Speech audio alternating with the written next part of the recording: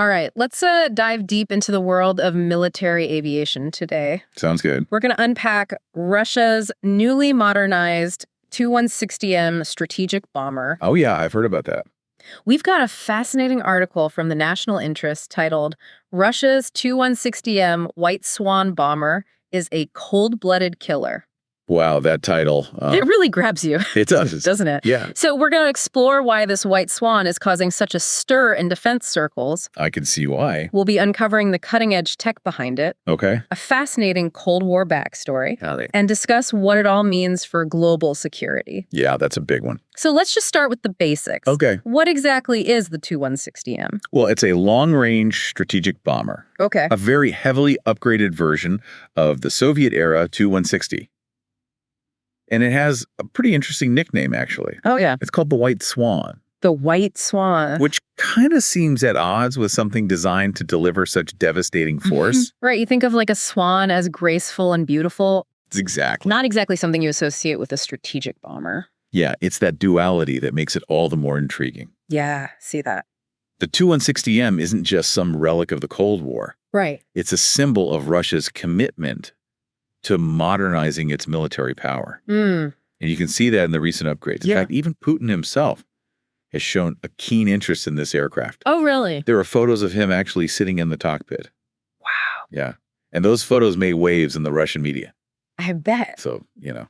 So Putin's taking a personal interest. It's being called the White Swan. Mm. But what makes this bomber such a big deal in practical terms? Let's start with its speed. Okay. We're talking Mach 2.05. Whoa. Thanks to those powerful NK3202 engines. Okay. Put that into perspective. Yeah. That's twice the speed of sound. Wow. Faster than mini fighter jets. So this thing can really move. Oh, yeah. But speed isn't everything, right? No, absolutely not. What else is there? What's perhaps even more significant is its range. Okay. The upgrades have dramatically extended its reach, meaning it can now hit targets far beyond Russia's borders. Oh, wow. That opens up a whole new set of possibilities for Russia Yeah. in terms of projecting power. So it can fly incredibly fast, incredibly far. Yep. But what about firepower? Now that's where things get really interesting. Okay, lay it on me. This bomber Yeah. can carry a payload of 12 cruise missiles. 12. Yeah. Wow. Some of which are nuclear capable. Okay. We're talking about missiles like the KH-55, the KH-101, Okay. and the KH-102, Wow. all modernized with stealth features. Hold on. Stealth features on cruise missiles. Yeah. What does that even... They're pretty cutting edge. I can imagine that's a game changer. It really is. How so? Imagine trying to defend against something you can't even see coming. Yeah. These stealth capabilities make those missiles incredibly difficult to detect and intercept, giving the Tu-160M a significant tactical advantage. Wow. And on top of that, it can carry both conventional and nuclear weapons. So they don't know what's coming. Exactly. That's terrifying. That inherent ambiguity makes it even more potent from a strategic perspective. Right. Adversaries are left guessing what exactly they're facing, which adds another layer of complexity to the whole situation. So we've got the speed, Yeah. the range, Right. and a terrifying payload. It's quite a package. But the article mentions some other significant tech upgrades too. Yeah. Can you tell me about those? Right. It's not just about brute force. Okay. The Tu-160M is also equipped with state-of-the-art avionics and electronics. Okay. One of the standout features is the glass cockpit. I was wondering about that. What exactly does a glass cockpit even entail? Well, instead of traditional analog dials and gauges, you have digital displays Okay. that provide a wealth of information to the pilots in real time. Navigation weapon systems, engine performance, you name it. So they can see everything. It's a massive leap forward Wow. in terms of situational awareness and control. So you're saying they basically took an already impressive aircraft and gave it a brain transplant? That's a great way to put it. And it doesn't stop there. No, it doesn't. They also added a new Novella NV1.70 radar system Okay. and anti-jamming equipment. So now we're getting into the weeds a little bit. A little bit. But can you break down what difference those upgrades make Sure. in simple terms? Think of it this way. Okay. The radar gives the Tu-160M incredibly sharp eyes, Okay. letting it see potential threats and targets much more effectively. Right. Now, imagine someone trying to blind those eyes with electronic interference. Yeah. That's where anti-jamming technology comes in. Oh, I see. It protects the Tu-160M systems from electronic disruption, Okay. making it incredibly resilient in contested airspace. So they've basically given it better vision and made it resistant to electronic blindness. You got it. Wow. It's like they took a top-of-the-line fighter jet and combined it with the range and firepower of a bomber. Right. Pretty formidable combination. Definitely. And all of this is happening against the backdrop of, well, everything going on in the world right now. Yeah, true. Especially with the war in Ukraine. Right. And it makes you think about the bigger picture. It does. Especially when you consider the Tu-160M's role in Russia's nuclear triad.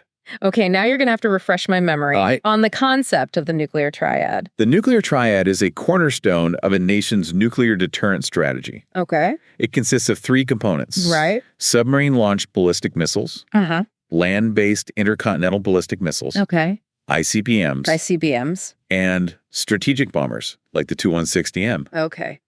The idea is to have a diversified arsenal, making it incredibly difficult for an enemy to completely cripple a country's nuclear strike capabilities. So the Tu-160M is a vital piece of that puzzle. Yes. Because it adds a layer of flexibility and unpredictability. Exactly. Right? Unlike a missile silo, which has a fixed location, a bomber can operate from different bases. Yeah. It can even change course mid-flight. That's right. Making it much harder to track and intercept.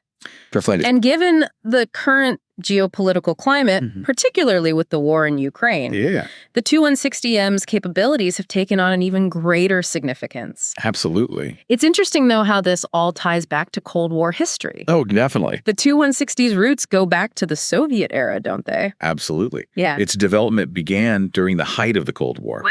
In fact, after the collapse of the Soviet Union, the production line for the Tu-160 was actually shut down in 1992. Really? Yeah. So what prompted them to restart production in 2015? Well, that's a question that sparked a lot of debate I bet. and speculation.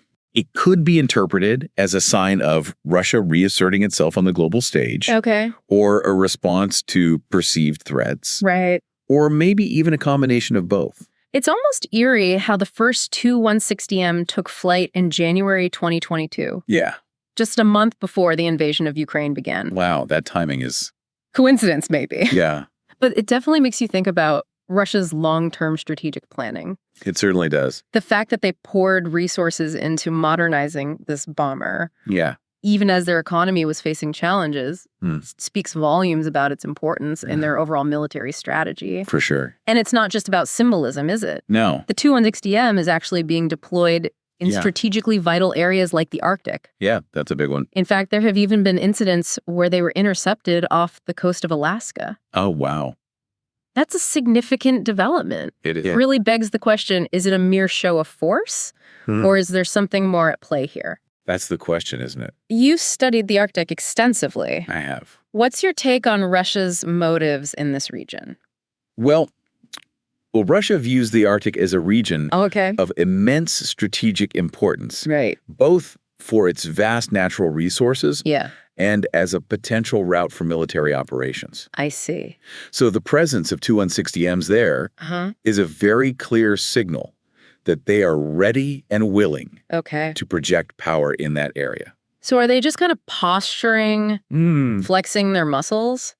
It's possible. Or is there like a deeper strategic game at play here? I think it's likely a combination of both. Okay. They are undoubtedly testing boundaries. Yeah. Sending a clear message to the U.S. and its allies that they are not afraid to challenge the existing world order. Right. But at the same time, they're also gathering valuable intelligence. Okay. Probing NATO defenses and response times. It seems like the Tu-160M is a very potent symbol of this new assertiveness we're seeing from Russia. Definitely. It kind of embodies their resurgence on the world stage, doesn't it? It certainly does. The white swan, with its blend of grace and destructive power, has become a powerful symbol of Russia's military might. Speaking of symbolism, I can't help but think back to that article's title. Oh, yeah.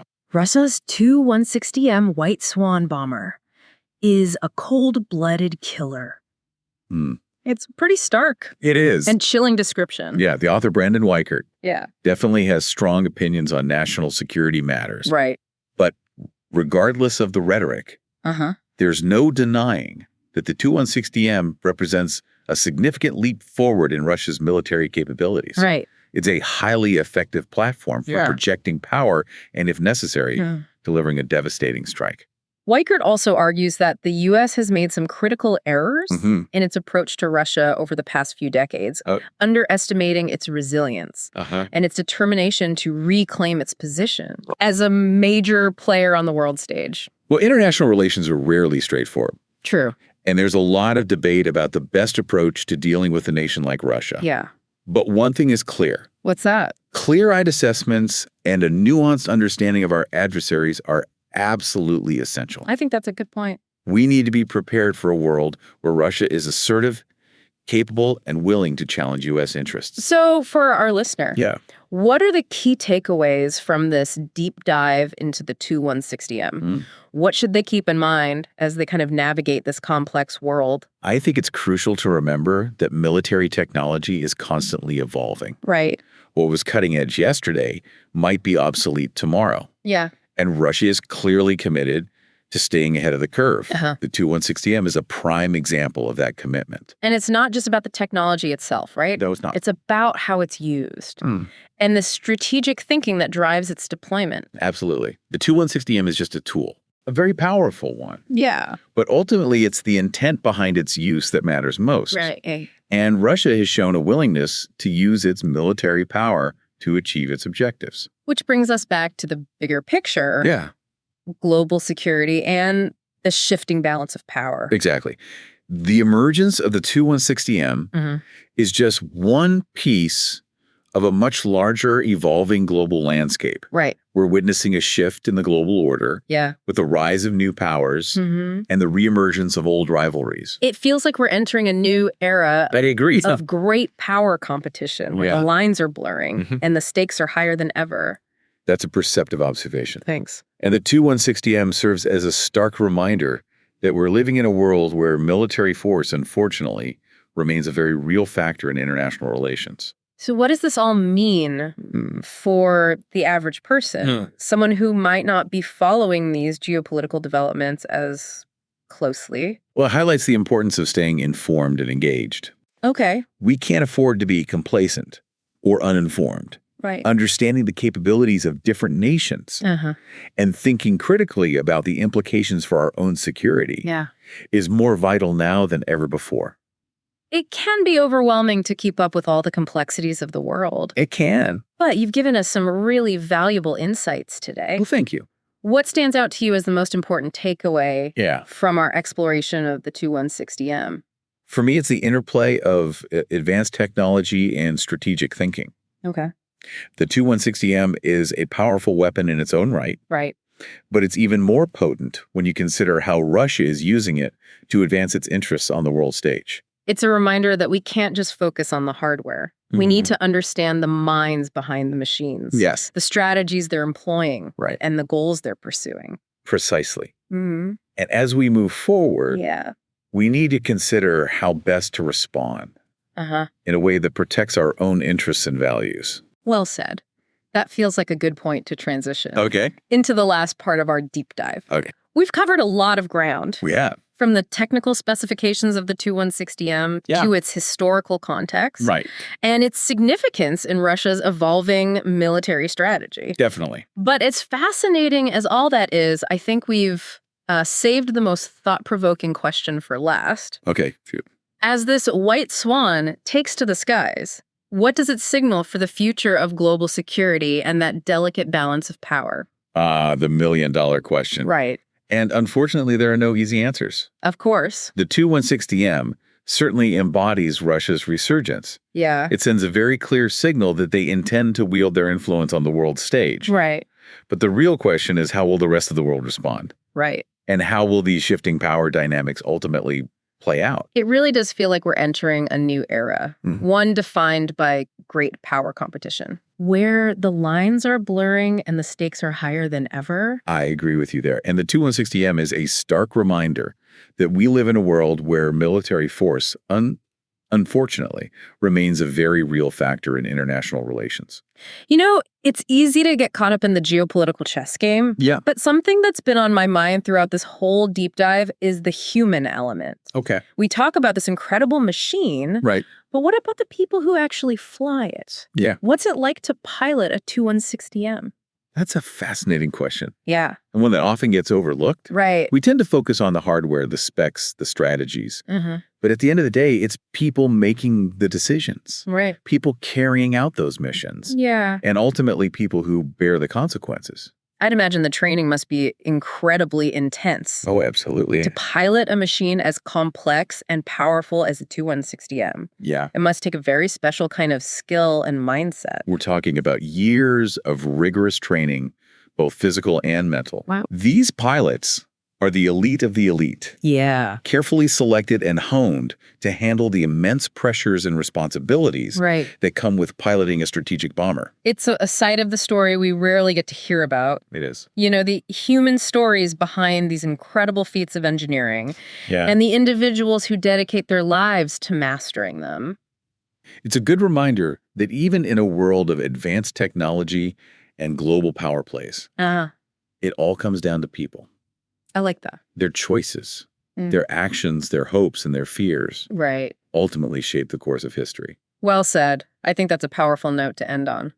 This deep dive has certainly been an eye-opener. It has. Shedding light not only on the capabilities of the Tu-160M, but also on the complex geopolitical landscape we're all navigating. It's been a pleasure exploring these topics with you. Likewise, I always find it rewarding to kind of delve into these complex issues and try to make sense of the world around us. And for you, the listener, we hope this deep dive has given you some food for thought. Definitely. Next time you see a plane soaring overhead, take a moment to consider the individuals behind the controls, the forces that shape our world, and the choices we all make that determine our collective future. Until next time. Keep exploring, keep questioning. And keep diving deep. And remember, knowledge is power. It is. Use it wisely.